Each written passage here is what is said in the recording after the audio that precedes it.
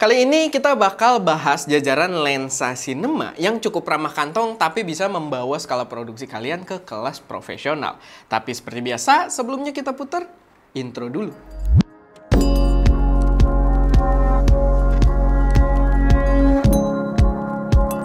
Halo semuanya, selamat datang di channel SM Media dengan gue Erwin yang seperti biasa akan membahas tentang berbagai hal yang berkaitan dengan proses produksi konten kreatif kayak fotografi, videografi, serta review dari gear-gear pendukungnya. So, kalau kalian tertarik, nggak perlu ragu, langsung aja subscribe dan aktifin tombol notifikasinya biar nggak ketinggalan update-update terbaru dari kita. Karena biasanya banyak update-update yang menarik, kayak di video kali ini. So, kali ini gue mau bahas jajaran lensa sinema murah dari Seven Artisans dengan nama Vision Cine Lens, yang sebelumnya udah sempet kita unboxing di video yang berbeda. Buat gua ini jelas lensa yang menarik sebagai opsi lensa sinema budget yang terasa sangat proper sinema. Lensa Vision ini punya 3 pilihan vokal yang berbeda, ada 25mm, 35mm, dan 50mm. Dan semua vokal yang tersebut memiliki nilai T terbesar di T1.05. Nah, buat yang belum tahu, lensa sinema itu memang untuk measurement aperture-nya mereka nggak menggunakan f-stop karena memang pengukurannya bukan terhadap bukaan rananya, tapi lebih ke nilai intensitas cahaya yang diterima ke sensor. Jadi memang lensa sinema itu udah terkalibrasi kalau pada nilai T yang sama, nilai exposure yang diberikan, intensitas cahayanya ke kamera harus sama.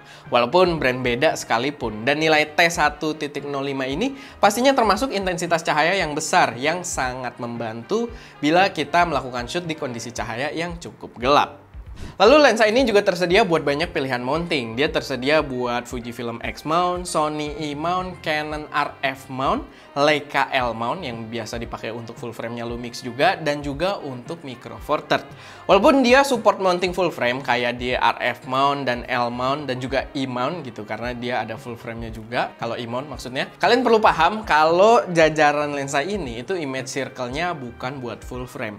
Dia itu ukurannya pas buat Super 35 atau APS-C. Jadi kalau kalian pakai sensor yang lebih besar kayak full frame, ya perlu aktifin mode crop-nya. Kalau pakai sensor yang lebih kecil kayak Micro Four Third, ya jelas aman gitu ya. Image circle-nya udah memenuhi sensor Micro Four Third. Build quality-nya itu terasa full metal di bodinya ini, jadi terasa bakal awet walaupun dipakai buat kerjaan berat sekalipun. Focusing dan aperturing-nya juga terasa proper, halus tapi dia nggak molos gitu ya. Jadi halus tapi tetap ada hambatan, nggak bener-bener kayak berasa dull gitu. Dan itu membuatnya cukup halus juga ketika kita melakukan focus pulling atau aperture pulling.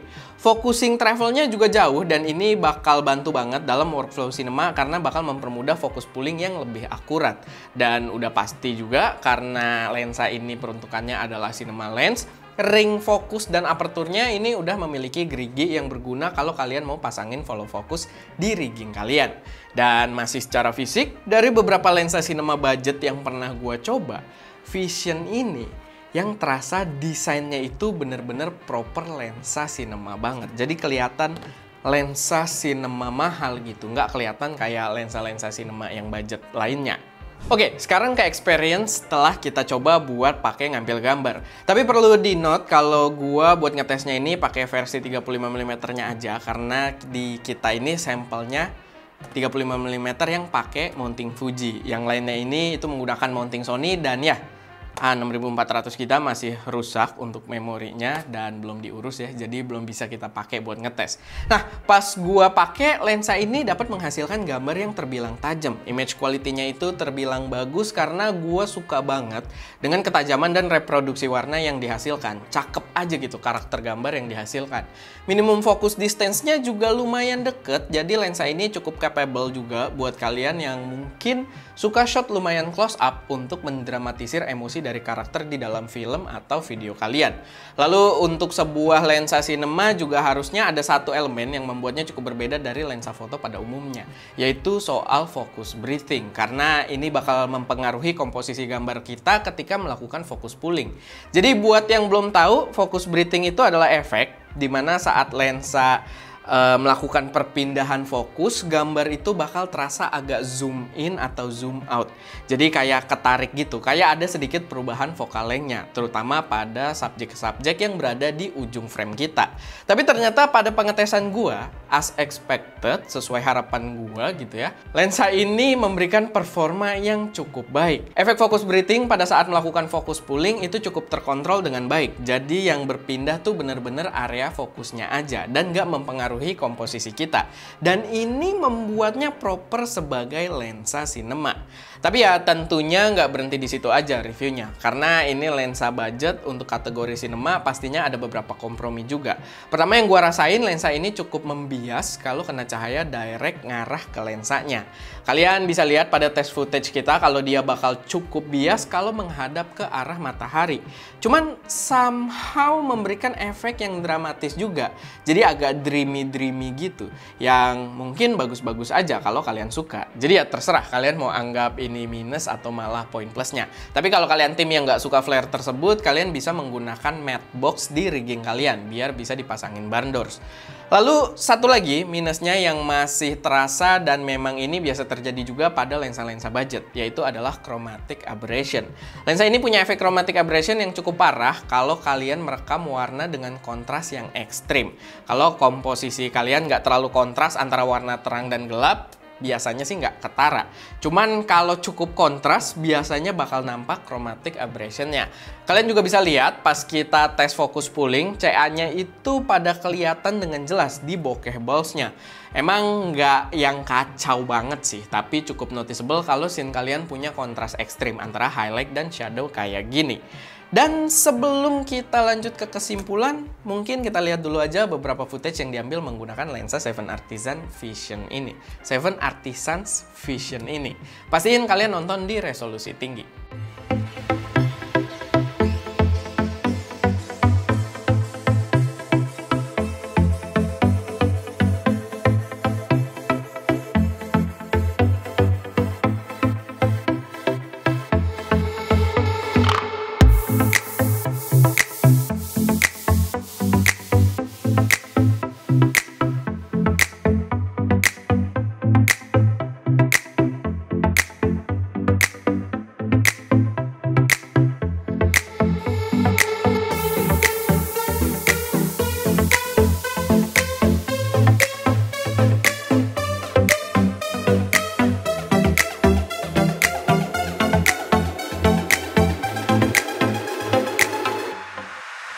Oke, mungkin udah waktunya buat kesimpulan. Apakah lensa-lensa sinema dari 7 Artisans dengan nama Vision ini worth it dengan harga yang berkisar 5 jutaan sampai 7 jutaan? Menurut gua, kalau memang workflow kalian butuh lensa sinema, memang memanfaatkan lensa sinema kayak filmmaking atau professional video production pada skala tertentu, menurut gua lensa ini worth it. Lensa-lensa ini, lini lensa Vision ini, menurut gua worth it. Entah mungkin kalian memang butuh rigging dengan follow focus, emang memanfaatkan T-stop biar seragam dengan lensa sinema kalian yang lain, ngejar gambar yang minim breathing setiap kali pulling fokus, atau mau kelihatan keren dan profesional di depan klien, ya menurut gua lensa ini cocok buat semua kebutuhan tadi. Apalagi emang tampang dan performanya udah proper lensa sinema banget. Oke, paling segitu aja buat video kali ini. Semoga bermanfaat dan bisa memberi gambaran yang cukup jelas. Kalau ada koreksi, saran, atau pertanyaan, silahkan taruh aja semuanya di kolom komentar. Dan seperti biasa, jangan lupa buat like video ini kalau kalian suka, share ke teman-teman kalian yang mungkin tertarik, dan pastinya subscribe ke channel SM Media untuk mensupport kami terus memberi konten yang lebih berkualitas dan bermanfaat di masa mendatang. Itu aja, gue Erwin, di belakang kamera ada Ska, dan jangan lupa untuk berkarya.